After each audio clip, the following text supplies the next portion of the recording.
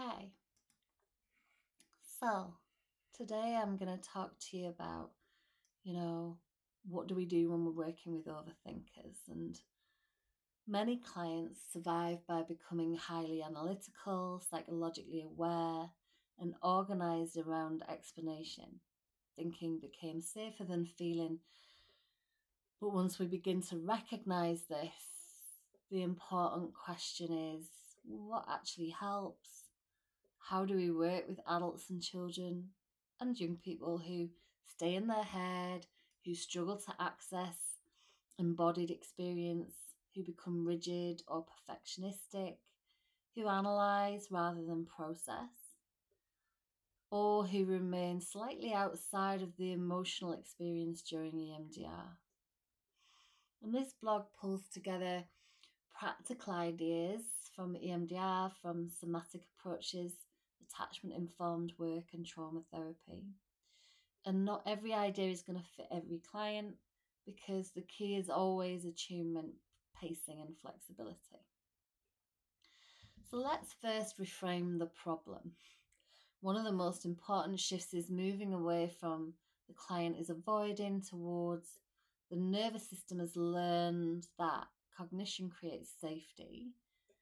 That changes the tone of the work completely. Highly intellectual clients are often trying really hard. They're deeply motivated. They're terrified of dysregulation. They're frightened of getting things wrong. Or they're carrying enormous shame about emotional vulnerability. And the aim is not to remove thinking. The aim is to widen the person's capacity to remain connected to themselves while processing occurs. So let's think about, helpful explanations that we can use in psychoeducation first for adults. So your nervous system may have learned that thinking is safer than feeling. Insight and regulation are not always the same thing. You don't need to stop thinking. We're simply trying to help the body join in the conversation. Trauma is not only remembered cognitively, it is also held physiologically. Sometimes the mind explains that because the nervous system is trying to stay safe, you may have survived by becoming highly analytical. Your system may fear that if you fully feel, it will become overwhelmed. For children and young people, it's really just about softening the language a little. Your brain has become good at figuring things out. Sometimes clever brains try to solve feelings instead of feeling them. Your body and brain are trying to protect you. You don't have to get therapy right. We're helping your body realize the scary thing isn't happening right now. Sometimes feelings get stuck even when we understand them. For younger children, you might talk about the thinking brain working extra hard, the body alarm turning on. The feelings are getting stuck like a traffic jam. And what we see in our adults in EMDR is analysing instead of associating, using excessive detail, perfectionism, needing certainty, intellectual debates during processing, disconnecting from the body sensation, speaking very rapidly, flattened affect, facial expression, difficulty identifying emotions, embarrassment about feeling vulnerable, and a fear of losing control. Children and young people might repeatedly be asking why questions, be rigid around the structure, needing to know exactly what's going to happen, correcting the therapist, controlling the session, storytelling without emotional connection, high verbal ability but low emotional embodiment, becoming dysregulated or uncertain, avoiding imaginative work, saying I don't know repeatedly whilst being visibly activated. So what could be some practical ideas that we can do? Well, we can slow everything down.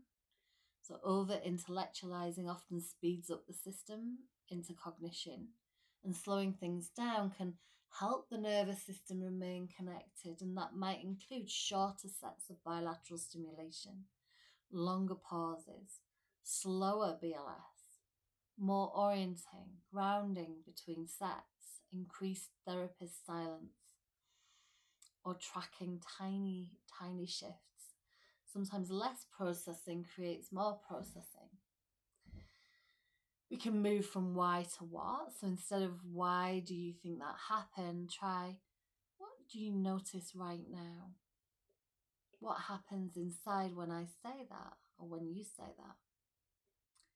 What are you aware of in your body? What happens when we try to slow this down? Where do you notice that? What happens as you notice that? The aim is gently to shift from explanation into present moment experience. We're noticing the nervous system in real time by using prompts like, what happens in your body when you explain that? And notice your breathing changed there. Something just shifted then. Can we stay with that for a moment? What happens if you don't explain it for a second?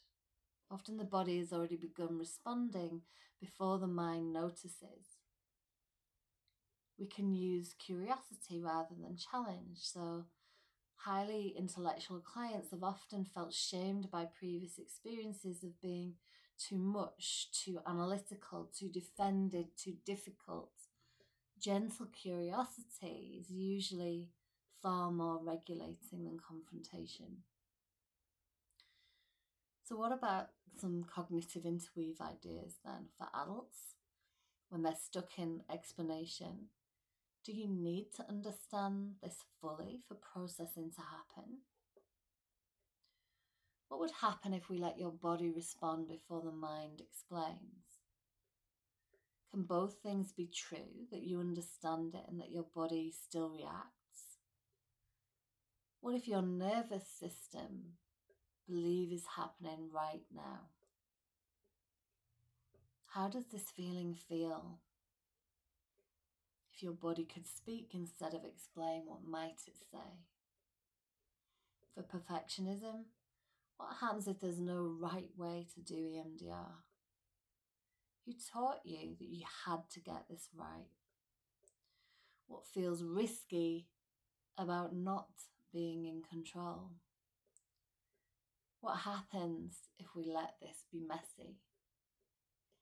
For intellectual distance, can you notice the part of you observing versus the part experiencing?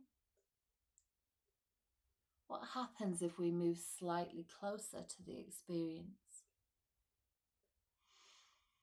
What does your body know that your mind has not fully caught up with yet? For children and young people, we're just going to soften the language a little. For rigid or controlling presentations, does your brain like to know everything in advance? What happens when things feel unpredictable? Does your thinking brain try to keep everybody safe? What would happen if your body didn't have to work so hard today? We can externalize to a protective strategy. So it sounds like your thinking brain protector is working really hard. Does your brain become a detective? Does your body alarm make your brain try to solve everything? And then playful or creative interweaves, equally good for adults or children. If this feeling had a shape, a colour, a weather pattern, what would it be?